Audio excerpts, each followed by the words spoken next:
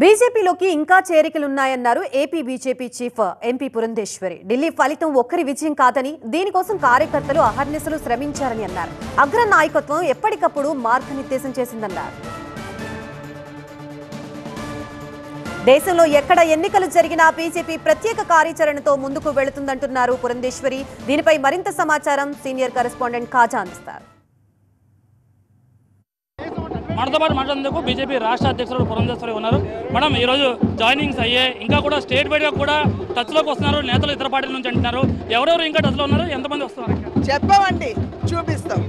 Madam, Delhi ఎన్నికలు చూసాం కదా, 27 ఏళ్ల తర్వాత మళ్ళీ అధికారంలోకి వచ్చింది.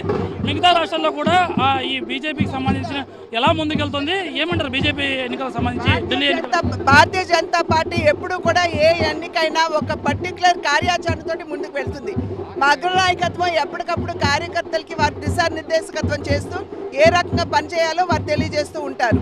దానికి అనుగుణంగా కింద ఉన్నటువంటి కార్యకర్తలు, నాయకులు అందరికీ కూడా సమిష్టిగా కృషి చేస్తున్నటువంటి సందర్భంలో ఎటువంటి తారతమ్యాలు లేకుండా, పొరపచ్చులకి తావు లేకుండా పనిచేసినటువంటి సందర్భంలోనే అనూహ్యమైనటువంటి విజయాన్ని మేము కైవసం చేసుకుంటున్నాము. అదే విధంగా ముందుకు వెళ్తాం. ఎన్నికల్లో బీజేపీ విజయానికి కారణం కేజ్రీవాల్ ఓటమికి కారణం ఏమన్నా?